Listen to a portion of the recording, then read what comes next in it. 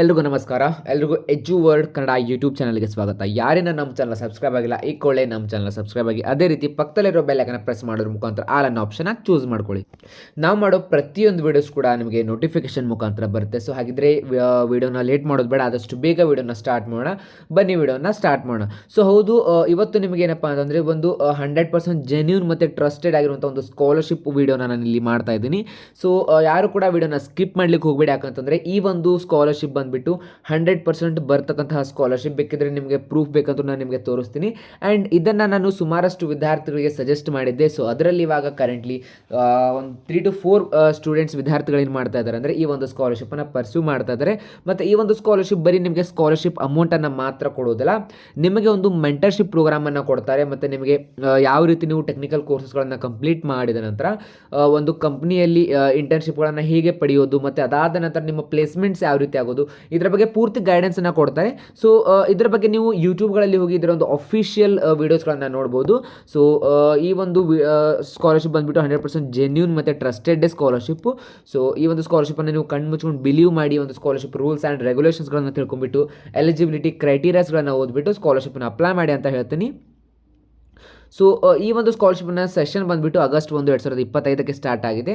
So ಈ ಒಂದು scholarship ಅಂದರೆ ಇವಾಗ ಲಾಸ್ಟ್ ಡೇಟ್ ಯಾವುದು ಅಂತಂದರೆ, ಸೊ ನೀವು February 30 ಈ ಒಂದು ಸ್ಕಾಲರ್ಶಿಪ್ಪನ್ನು ನೀವು ಅಪ್ಲೈ ಮಾಡ್ಬೋದು. ಸೊ ನೋಡ್ಬೋದು ಈ ಒಂದು ಸ್ಕಾಲರ್ಶಿಪ್ ಯಾವ ರೀತಿ ಪ್ರೊಸೆಸ್ ಇರುತ್ತೆ ಅನ್ನೋದಾದರೆ, ಸೊ ಫಸ್ಟ್ ನಿಮಗೆ ಆನ್ಲೈನ್ ಅಪ್ಲಿಕೇಶನನ್ನು ಕರೀತಾರೆ. ಫಸ್ಟ್ ನೀವು ಆನ್ಲೈನಾಗಿ ಅಪ್ಲಿಕೇಶನ್ನ ಹಾಕಬೇಕು. ಸೊ ಯಾವ ರೀತಿ ಸ್ಕಾಲರ್ಶಿಪ್ಪನ್ನು ಅಪ್ಲೈ ಮಾಡೋದು ಮತ್ತು ಆನ್ಲೈನ್ ಅಪ್ಲಿಕೇಶನ್ ಯಾವ ರೀತಿ ಹಾಕೋದು ಅಂತಲೂ ಕೂಡ ನಾನು ನಿಮಗೆ ಇಲ್ಲಿ ತೋರಿಸ್ತೀನಿ. ಸೊ ಅದಾದ ನಂತರ ವೆರಿಫಿಕೇಷನ್ ಪ್ರೊಸೆಸ್ ಅಂದರೆ ನೀವು ಒಂದು ಸೈಡ್ ಪಾರ್ಟ್ ಎ ಅಲ್ಲಿ ಪೂರ್ತಿ ನಿಮ್ಮ ಒಂದು ಡಾಟಾವನ್ನು ಎಂಟ್ರಿ ಮಾಡಿರ್ತಾರೆ. ಫಾರ್ ಎಕ್ಸಾಂಪಲ್ ನಿಮ್ಮ ಒಂದು ನೇಮ್, ನಿಮ್ಮ ಒಂದು ಫಾದರ್ ನೇಮ್, ನಿಮ್ಮ ಒಂದು ಕ್ಯಾಸ್ಟ್ ಆ್ಯಂಡ್ ಇನ್ಕಮ್ ಡೀಟೇಲ್ಸ್, ಮತ್ತು ನಿಮ್ಮ ಒಂದು ಫ್ಯಾಮಿಲಿ ಬ್ಯಾಕ್ಗ್ರೌಂಡ್ ಡೀಟೇಲ್ಸ್ಗಳನ್ನು ಕೊಟ್ಟಿರ್ತೀರಾ.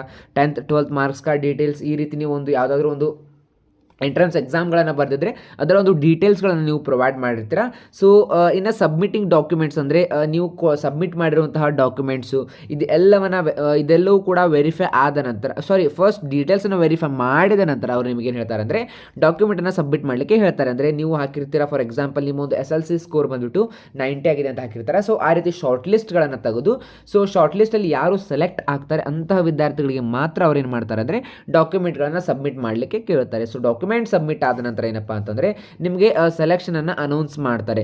ಸೊ ಸೆಲೆಕ್ಷನ್ ಅನೌನ್ಸ್ ಮಾಡೋಕ್ಕಿಂತ ಮೊದಲು ಇನ್ನು ಬಿಟ್ವೀನ್ ನೀವು ನೋಡ್ಬೋದು ಇಲ್ಲಿ ಈ ಒಂದು ಸಬ್ಮಿಟಿಂಗ್ ಡಾಕ್ಯುಮೆಂಟ್ ಮತ್ತು ಸೆಲೆಕ್ಷನ್ ಅನೌನ್ಸ್ಮೆಂಟ್ ಮಿಡಲ್ ಏನಾಗಿರುತ್ತೆ ಅಂತಂದರೆ ಒಂದು ಚಿಕ್ಕ ಇಂಟರ್ವ್ಯೂ ನಡೆಯುತ್ತೆ. ಅಂದರೆ ನೀವು ಸೆಲೆಕ್ಟ್ ಆದ ಶಾರ್ಟ್ ಲಿಸ್ಟ್ ಆದ ನಂತರ ಸೊ ಒಬ್ಬ ಹೆಡ್ ಬಂದುಬಿಟ್ಟು ನಿಮ್ಮನ್ನು ಇಂಟರ್ವ್ಯೂ ಮಾಡ್ತಾರೆ. ಅಂದರೆ ಆ ಒಂದು ಕಂಪ್ನಿ ಒಬ್ಬ ಫಾರ್ ಎಕ್ಸಾಂಪಲ್ ಆ ಒಂದು ಫೌಂಡೇಶನ್ ಒಬ್ಬ ಪರ್ಸನ್ಸ್ ನಿಮ್ಮನ್ನು ಏನು ಮಾಡ್ತಾರೆ ಅಂದರೆ ಇಂಟರ್ವ್ಯೂವನ್ನು ಮಾಡ್ತಾರೆ. ಅಂದರೆ ನಿಮ್ಮ ಒಂದು ಫ್ಯಾಮಿಲಿ ವೀಡಿಯೋಗಳನ್ನು ನೋಡ್ತಾರೆ. ಅಂದರೆ ಇಂಟರ್ವ್ಯೂವಲ್ಲಿ ನಿಮ್ಮ ಒಂದು ಫ್ಯಾಮಿಲಿ ಬ್ಯಾಕ್ಗ್ರೌಂಡ್, ನಿಮ್ಮ ಒಂದು ಮನೆಯನ್ನು ತೋರಿಸ್ಬೇಕಾಗುತ್ತೆ. ಈ ರೀತಿ ಕೆಲವೊಂದಿಷ್ಟು ಪ್ರೊಸೀಜರ್ಸ್ಗಳಿರುತ್ತೆ.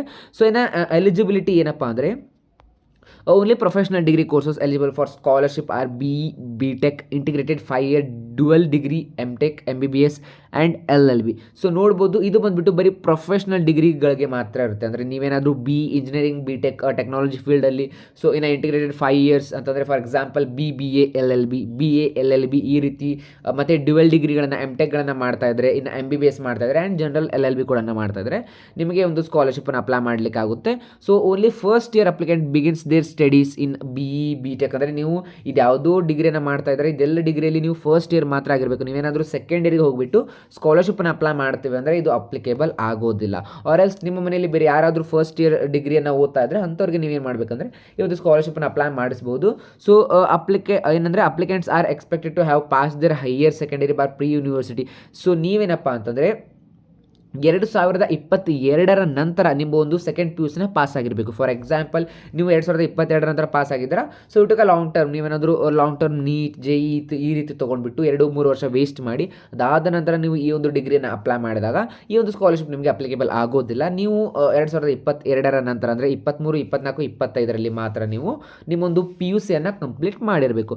So admission to professional degree courses by institutions is based on the merit rank awarded at the state ಅವ್ರ ನ್ಯಾಷನಲ್ ಲೆವೆಲ್ ಎಂಟ್ರೆನ್ಸ್ ಎಕ್ಸಾಮ್ ಯಾವುದಾದ್ರು. ಫಾರ್ ಎಕ್ಸಾಂಪಲ್ ಇವಾಗ ನೀವು ಮೆಡಿಸಿನ್ ಫೀಲ್ಡ್ಗೆ ಹೋಗಿದ್ದಾರೆ ಅಂದರೆ ನಿಮಗೆ ನೀಟ್ ಮ್ಯಾಂಡೇಟರಿ ಆಗಿರುತ್ತೆ. ಸೊ ನೀವು ನೀಟಲ್ಲಿ ಕ್ವಾಲಿಫೈಡ್ ಆಗಿರಬೇಕು ಮತ್ತು ಒಳ್ಳೆ ರ್ಯಾಂಕ್ ಕೂಡ ಇರಬೇಕು. ಸೊ ನೀವು engineering through Karnataka education authority KE under ತೊಗೊಂಡಿರ್ತಾರೆ ಅಂದರೆ ನಿಮ್ಮ ಒಂದು KCET ರ್ಯಾಂಕ್ ಬಂದುಬಿಟ್ಟು ಒಳ್ಳೆ ರ್ಯಾಂಕ್ ಆಗಿರಬೇಕು. ಇನ್ನು ನೀವೇನಾದರೂ LLB ಮಾಡ್ತಾ ಇದ್ದೀರಾ ಅಂದರೆ ಫಾರ್ ಎಕ್ಸಾಂಪಲ್ ಇವಾಗ ನೋಡ್ಬೋದು ಕರ್ನಾಟಕ ಸ್ಟೇಟ್ ಲಾ ಯೂನಿವರ್ಸಿಟಿ KSLU ಅಲ್ಲಿ ಒಂದು KSLU ಲಾ ಸ್ಕೂಲ್ದವರು ಒಂದು ಎಂಟ್ರೆನ್ಸ್ ಎಕ್ಸಾಮನ್ನು ಮಾಡ್ತಾರೆ. ಆ ಒಂದು ಎಂಟ್ರೆನ್ಸ್ ಎಕ್ಸಾಮನ್ನು ನೀವು ಕ್ವಾಲಿಫೈ ಆಗಿದ್ದರೆ ಸಾಕು, ನಿಮಗೂ ಕೂಡ ಒಂದು ಸ್ಕಾಲರ್ಶಿಪ್ 100% ಬಂದೇ ಬರುತ್ತೆ.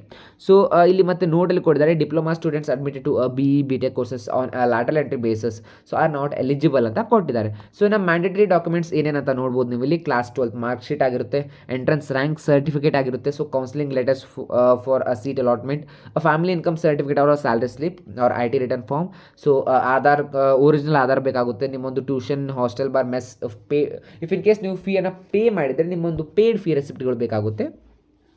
ಸೊ ಇನ್ನು ಬ್ಯಾಂಕ್ ಪಾಸ್ಬುಕ್ ಕಾಪಿ ಕೂಡ ಬೇಕಾಗುತ್ತೆ. ಸೊ ಅದರಲ್ಲಿ ಏನಂದರೆ ಬ್ಯಾಂಕ್ ಡೀಟೇಲ್ಸ್ ಮತ್ತು ಅಕೌಂಟ್ ಡೀಟೇಲ್ಸ್ ನೀಟಾಗಿ ಕಾಣ್ತಾ ಇರಬೇಕು. So bona fide certificate issued by college ಅಂದರೆ ನಿಮ್ಮೊಂದು ಕಾಲೇಜಲ್ಲಿ ನಿಮಗೆ ಬೋನಫೈಡ್ ಸರ್ಟಿಫಿಕೇಟನ್ನು ಕೊಟ್ಟಿರ್ತಾರೆ, ಅದು ಕೂಡ ಇಲ್ಲಿ ಮ್ಯಾಂಡೇಟರಿ ಆಗಿ ಬೇಕಾಗುತ್ತೆ. ಸೊ ಇನ್ನು fee structure for the courses, for example ನೀವು ಫಸ್ಟ್ ಇಯರಿಂದ ಹಿಡಿದು ಫೈನಲ್ ಇಯರ್ವರೆಗೂ ನಿಮಗೆ ಒಂದು ಫೀ ಸ್ಟ್ರಕ್ಚರನ್ನು ಕೊಡ್ತಾರೆ ಕಾಲೇಜ್ ವತಿಯಿಂದ, ಅದು ಬೇಕಾಗುತ್ತೆ. And parents are guardians declaration ಒಂದು ಫಾರ್ಮ್ ಜನರೇಟ್ ಆಗುತ್ತೆ ನೀವು ಅಪ್ಲಿಕೇಶನ್ ಹಾಕಿದ ನಂತರ. ಸೊ ಆ ಒಂದು ಫಾರ್ಮ್ ಮೇಲೆ ನಿಮ್ಮೊಂದು ಪೇರೆಂಟ್ ಸೈನ್ ಕೂಡ ಬೇಕಾಗುತ್ತೆ. ಸೊ ಇಷ್ಟೆಲ್ಲವೂ ಕೂಡ ಇರಬೇಕು. ಆ್ಯಂಡ್ ನೀವು ನೋಡ್ಬೋದು ಇಲ್ಲಿ ಎಷ್ಟು ಕೋರ್ಸ್ ಬಂದರೆ ನೀವು ಇಫ್ ಇನ್ ಕೇಸ್ ನೀವು ಮೆಡಿಕಲ್ ಮಾಡ್ತಾ ಇದ್ದೀರಾ ನೀಟಲ್ಲಿ ನಿಮಗೆ 40,000ಗಿನ ರ್ಯಾಂಕ್ ಒಳಗಡೆ ಇರಬೇಕು. ಇಫ್ ಇನ್ ಕೇಸ್ ನೀವು 5 year integrated BLLB BCom LLB BBA LLB so BBM LLB BLS LLB ಈ ರೀತಿ ಮಾಡ್ತಾ ಇದ್ದರೆ ನಿಮ್ಮ ರ್ಯಾಂಕ್ಸ್ ಆಧಾರದ ಮೇಲೆ ಕ್ಲಾಟ್ ಎಕ್ಸಾಮ್ ಅಂದರೆ ಕಾಮನ್ ಲಾ ಆಪ್ಟಿಟ್ಯೂಡ್ ಟೆಸ್ಟಲ್ಲಿ ನೀವು 7,000 ರ್ಯಾಂಕ್ ಒಳಗಡೆ ಇರಬೇಕು. ಸೊ ಇನ್ನು MHCET ಆ್ಯಂಡ್ ಕರ್ನಾಟಕ ಅದು KSLU ಎಂಟ್ರೆನ್ಸ್ ಟೆಸ್ಟ್ ಈ ರೀತಿ ನೀವೇನಾದರೂ ಎಂಟ್ರೆನ್ಸ್ಗಳನ್ನು ಮಾಡ್ತಾ ಇದ್ದರೆ ನೀವು ಇಲ್ಲಿ ಒಂದ್ಸಲಿ ವೆಬ್ಸೈಟ್ಗೆ ವಿಸಿಟ್ ಕೊಟ್ಟ ನಂತರ ನಿಮ್ಮೊಂದು ಮ್ಯಾಕ್ಸಿಮಮ್ ಎಲಿಜಿಬಿಲಿಟಿ ರ್ಯಾಂಕ್ಗಳ ಆಧಾರದ ಮೇಲೆ ನೀವೇನು ಮಾಡ್ಬೋದಪ್ಪ ಅಂತಂದರೆ ಸ್ಕಾಲರ್ಶಿಪ್ಪನ್ನು ಅಪ್ಲೈ ಮಾಡಿಸ್ಕೋಬೋದು. ಸೊ ಆ್ಯಂಡ್ ಈ ಒಂದು ಸ್ಕಾಲರ್ಶಿಪ್ಪನ್ನು ಅಪ್ಲೈ ಮಾಡೋದು ಯಾವ ರೀತಿ ಅಂದರೆ ನಿಮಗೆ ನಾನು ಡಿಸ್ಕ್ರಿಪ್ಷನಲ್ಲಿ ಲಿಂಕನ್ನು ಪ್ರೊವೈಡ್ ಮಾಡ್ತೀನಿ. ಸೊ ಆ ಲಿಂಕ್ ಮೇಲೆ ಟ್ಯಾಪ್ ಮಾಡಿದ ನಂತರ ಸೊ ಅಪ್ಲೈ ನೌ ಬಟನ್ ಮೇಲೆ ಕ್ಲಿಕ್ ಮಾಡಿ. ಸೊ ಅಪ್ಲೈ ನೌ ಬಟನ್ ಮೇಲೆ ಕ್ಲಿಕ್ ಮಾಡಿದಾಗ ಸೊ ನೀವು ನೋಡ್ಬೋದು ಇಲ್ಲಿ ನಿಮಗೆ ಅಪ್ಲಿಕೇಶನ್ ಹಾಕಲಿಕ್ಕೆ ಫಸ್ಟ್ ಬಂದುಬಿಟ್ಟು ಎಲಿಜಿಬಿಲಿಟಿಯನ್ನು ಚೆಕ್ ಮಾಡುತ್ತೆ. ಅಂದರೆ ಸಬ್ಮಿಟ್ ಯುವರ್ ಡೀಟೇಲ್ಸ್, ನಿಮ್ಮೊಂದು ನೇಮ್, ನಿಮ್ಮೊಂದು ಮೊಬೈಲ್ ನಂಬರ್, ನಿಮ್ಮೊಂದು ಇಮೇಲ್ ID ಇದನ್ನೆಲ್ಲವನ್ನು ನೀವು ಫಿಲ್ ಮಾಡಿ ಅಪ್ಲೈ ಅಂತ ಕೊಟ್ಟ ನಂತರ ನೋಡ್ಬೋದು. ಸೊ ಡೀಟೇಲ್ಸನ್ನು ಹಾಕಿ ಅಪ್ಲೈ ಮೇಲೆ ಕ್ಲಿಕ್ ಮಾಡಿ. ಸೊ ಅದು ನಿಮ್ಮೊಂದು ಅಪ್ಲೈ ಕ್ಲಿಕ್ ಮಾಡಿದಾಗ ನೋಡ್ಬೋದು ನೀವು ಇಲ್ಲಿ. ಸೊ ಇವಾಗ ಏನಂದರೆ ನಿಮ್ಮೊಂದು ಇಮೇಲ್ ID ಮತ್ತು ನಿಮ್ಮೊಂದು ಮೊಬೈಲ್ ನಂಬರ್ನ ಕೇಳುತ್ತೆ. ಸೊ ನಿಮ್ಮ ಇಮೇಲ್ ID ಮತ್ತು ಮೊಬೈಲ್ ನಂಬರ್ನ ಹಾಕಿ ರಿಜಿಸ್ಟರ್ ಮಾಡ್ಕೊಳ್ಳಿ. ಸೊ ನೀವು ಇಮೇಲ್ ID ಮತ್ತು ನಿಮ್ಮೊಂದು ಮೊಬೈಲ್ ನಂಬರ್ ಹಾಕಿದ ನಂತರ ನಿಮಗೆ ಅಪ್ಲಿಕೇಶನ್ ಓಪನ್ ಆಗುತ್ತೆ. ಸೊ ನಿಮ್ಮೊಂದು ಫಸ್ಟ್ ನೇಮ್, ನಿಮ್ಮೊಂದು ಲಾಸ್ಟ್ ನೇಮ್, ನಿಮ್ಮೊಂದು ಜೆಂಡರ್, ನಿಮ್ಮೊಂದು ಇಮೇಲ್, ನಿಮ್ಮೊಂದು ಮೊಬೈಲ್ ನಂಬರ್ ಮತ್ತು ವಾಟ್ಸಪ್ ನಂಬರ್, ನಿಮ್ಮ ಆಧಾರ್ ನಂಬರ್ ಮತ್ತು ನಿಮ್ಮ ಒಂದು ಅಕಾಮಿಡೇಷನ್ ಟೈಪ್ ಈ ರೀತಿ ಎಲ್ಲವನ್ನು ನೀವು ಹಾಕಿಬಿಟ್ಟು ಸೊ ನೆಕ್ಸ್ಟ್ ನಿಮ್ಮ ಒಂದು ಕಾಲೇಜ್ ಡೀಟೇಲ್ಸ್ಗೆ ಬರಬೇಕು. ನಿಮ್ಮ ಒಂದು ಕೋರ್ಸ್ ಡೀಟೇಲ್ಸ್ ಏನು, ನೀವು ಯಾವ ಕೋರ್ಸನ್ನು ಮಾಡ್ತಾಯಿದ್ದೀರಾ, ನೀವು ಯಾವ ಇಯರಲ್ಲಿ ಫಾರ್ ಎಕ್ಸಾಂಪಲ್ ಕೋರ್ಸನ್ನ ಚೂಸ್ ಮಾಡಿದ ನಂತರ ನಾನು ನೋಡ್ಬೋದು ಇಲ್ಲಿ ನಿಮಗೆ ಲಾನ ಚೂಸ್ ಮಾಡ್ತೀನಿ. ಸೊ ಲಾ ಅಲ್ಲಿ ಫಸ್ಟ್ ಇಯರ್ ಸೆಕೆಂಡ್ ಇಯರ್ ಈ ರೀತಿ ನಿಮ್ಮೊಂದು ಬ್ರ್ಯಾಂಚನ್ನು ಚೂಸ್ ಮಾಡಬೇಕಾಗುತ್ತೆ, ಯಾವ ಬ್ರ್ಯಾಂಚಲ್ಲಿ ಓದ್ತಾ ಇದ್ದೀರಾ. ಕಾಲೇಜ್ ನೇಮನ್ನು ಸರ್ಚ್ ಮಾಡಬೇಕಾಗುತ್ತೆ. ಫಾರ್ ಎಕ್ಸಾಂಪಲ್ ನಾವು ಯಾವುದಾದ್ರು ಒಂದು ಕರ್ನಾಟಕ ಕಾಲೇಜನ್ನು ಸರ್ಚ್ ಮಾಡಿದಾಗ ಸೊ ನೋಡ್ಬೋದು ಇಲ್ಲಿ ನಿಮಗೆ ಕರ್ನಾಟಕ ಸ್ಟೇಟ್ ಲಾ ಯೂನಿವರ್ಸಿಟಿ ಅಂತ ಬರುತ್ತೆ. ಸೊ ನಿಮ್ಮೊಂದು ಕಾಲೇಜ್ ರೋಲ್ ನಂಬರ್ನ ಹಾಕಬೇಕು. ಸೊ ಎಂಟ್ರೆನ್ಸ್ ಟೆಸ್ಟ್ ಆಧಾರದ ಮೇಲೆ name of the entrance test, ಯಾವ ಎಂಟ್ರೆನ್ಸ್ ಟೆಸ್ಟನ್ನು ಕೊಟ್ಟಿದ್ದೀವಿ ನೀವು. So common university entrance test ಅಂತ ಹಾಕಿ ಇಲ್ಲಿ. ಸೊ ಅದಾದ ನಂತರ ಎಕ್ಸಾಮ್ ಟೇಕನ್ ಇಯರ್, ಎಷ್ಟು ರ್ಯಾಂಕ್ ಬಂದಿದೆ. ಸೊ ಈ ರೀತಿ ನೀವು ನಿಮ್ಮೊಂದು ಫುಲ್ ಡೀಟೇಲ್ಸನ್ನು ಇಲ್ಲಿ ಫಿಲ್ ಮಾಡಬೇಕಾಗುತ್ತೆ. ಸೊ ಫಿಲ್ ಮಾಡಿದ ನಂತರ ಏನಪ್ಪ ಅಂತಂದರೆ ಇಲ್ಲಿ ಆ್ಯಕ್ಚುಲಿ ಇದು main about yourself and family ಅಂತ ಕೇಳಿದ್ದಾರೆ. So what is your ambition in life, ನೀವು ಏನು ಆ್ಯಂಬಿಷನ್ ಇಟ್ಕೊಂಡಿದ್ದೀರಾ ಅನ್ನೋದನ್ನು ಇಲ್ಲಿ ಕ್ಲಿಯರ್ ಆಗಿ ಮೆನ್ಷನ್ ಮಾಡಿ. Who has inspired you the most until now, why did you select this person ಅಂತ ಅದನ್ನು ಚೂಸ್ ಮಾಡಿ. And tell us somethings about yourself and strength, weakness, interest bar hobbies ಅಂತ choose ಮಾಡ್ಕೊಳ್ಳಿ. So how would you describe your families income bar living condition. So when you start earning in that way you do think you could help others ಅಂತ ಇದೆ. ಸೊ ಇದನ್ನೆಲ್ಲವನ್ನು choose ಮಾಡ್ಕೊಳ್ಳಿ. ಅದಾದ ನಂತರ others details ಬನ್ನಿ.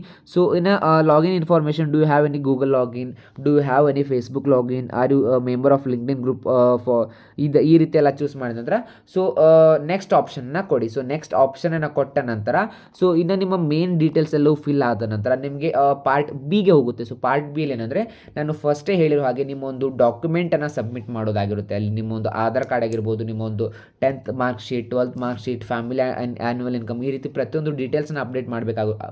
ಪ್ರತಿಯೊಂದು ಡಾಕ್ಯುಮೆಂಟ್ಸನ್ನ ಅಲ್ಲಿ ಅಪ್ಲೋಡ್ ಮಾಡೋದಿರುತ್ತೆ. ಸೊ ಅದನ್ನೆಲ್ಲವನ್ನು ಮಾಡಿ ಫೈನಲ್ ಪ್ರಿಂಟೌಟನ್ನು ತೊಗೊಂಡ ನಂತರ ನಿಮಗೆ ಒಂದು 10 to 15 ಡೇಸಲ್ಲಿ ಈ ಒಂದು ಫೌಂಡೇಶನ್ ವೃತ್ತಿಯಿಂದ ಕಾಲ್ ಅನ್ನೋದು ಬರುತ್ತೆ. ಸೊ ಕಾಲ್ ಬಂದ ನಂತರ ನಿಮಗೆ ಅವರು ಸ್ಟೇಟಸನ್ನು ಅಪ್ಡೇಟ್ ಮಾಡ್ತಾರೆ. ಅದಾದ ನಂತರ ನಿಮಗೆ ಇಮೇಲ್ ಮುಖಾಂತರ ಒಂದು ಲಿಂಕ್ ಬರುತ್ತೆ. ಆ ಲಿಂಕ್ ಮೇಲೆ ಕ್ಲಿಕ್ ಮಾಡಿ ನೀವು ಒಂದು 10-20 ಡೇಸ್ ವೇಟ್ ಮಾಡಿದ ನಂತರ ಇಫ್ ಇನ್ ಕೇಸ್ ನೀವು ಶಾರ್ಟ್ ಲಿಸ್ಟ್ ಆಗಿದ್ದರೆ ನಿಮಗೆ ಕಂಗ್ರ್ಯಾಚುಲೇಷನ್ಸ್ ಅಂತ ಮೆಸೇಜ್ ಕೂಡ ಬರುತ್ತೆ. ಸೊ ಆ ಮೆಸೇಜ್ ಬಂದ ನಂತರ ನಿಮಗೆ ಒಂದು ಶಾರ್ಟ್ ಇಂಟರ್ವ್ಯೂ ಆಗುತ್ತೆ.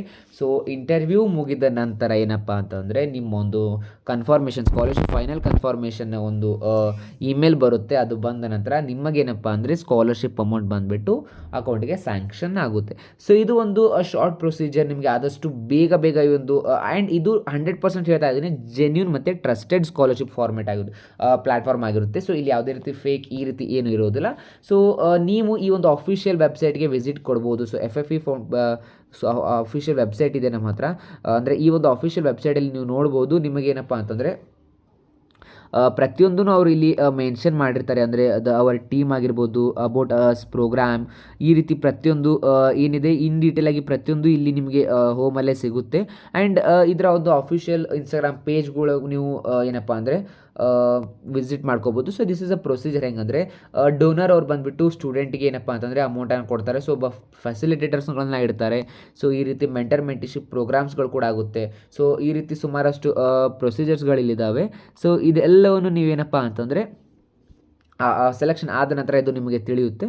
ಸೊ ಇದಾಗಿತ್ತು ಇವತ್ತಿನ ಒಂದು ಅದ್ಭುತ ವೀಡಿಯೋ ಅಂತಲೇ ಹೇಳ್ತೀನಿ. ಬಿಕಾಸ್ ಯಾಕಂತಂದರೆ ಈ ಒಂದು ಸ್ಕಾಲರ್ಶಿಪ್ ನನಗೆ ತುಂಬ ಹತ್ತಿರ. ಬಿಕಾಸ್ ಈ ಒಂದು ಸ್ಕಾಲರ್ಶಿಪ್ಪನ್ನು ನಮ್ಮ ಫ್ಯಾಮಿಲಿಯಲ್ಲಿ ಕೂಡ ಪಡೀತಾ ಇದ್ದಾರೆ. ಅದರಿಂದ ನಾನು ಈ ಒಂದು ಸ್ಕಾಲರ್ಶಿಪ್ಪನ್ನು ಇಷ್ಟು ಟೈಮ್ ತೊಗೊಂಡು ಮಾಡಿರೋದು. ಸೊ ಈ ಒಂದು ವೀಡಿಯೋ ಇಷ್ಟ ಆದರೆ ಲೈಕ್ ಮಾಡಿ, ಶೇರ್ ಮಾಡಿ. ಅದೇ ರೀತಿ ಈ ಒಂದು ಸ್ಕಾಲರ್ಶಿಪ್ ಈ ಒಂದು ವೀಡಿಯೋಗೆ ಏನಪ್ಪ ಅಂತಂದರೆ ನಿಮ್ಮೊಂದು ಕಮೆಂಟನ್ನು ಹಾಕಿ. ಬಿಕಾಸ್ ನೀವು ಏನಾದರೂ ಎಲಿಜಿಬಲ್ ಇದ್ದರೆ ಒಂದು ಸ್ಕಾಲರ್ಶಿಪ್ಗೆ ಅದನ್ನು ಕೂಡ ನನಗೆ ಕಮೆಂಟ್ ಮಾಡಿ. ನಾನು ನಿಮಗೆ ಫರ್ದರ್ ಏನಾದರೂ ಡೌಟ್ಸ್ ಇದ್ದರೆ ಅಲ್ಲಿ ಕ್ಲಿಯರ್ ಮಾಡುವಂಥ ಒಂದು ಹೆಲ್ಪ್ ಕೂಡ ಮಾಡ್ತೀನಿ. ಸೊ ಮತ್ತೆ ಸಿಗೋಣ ಮುಂದಿನ ವಿಡಿಯೋದಲ್ಲಿ. Thank you. ಬಾಯ್.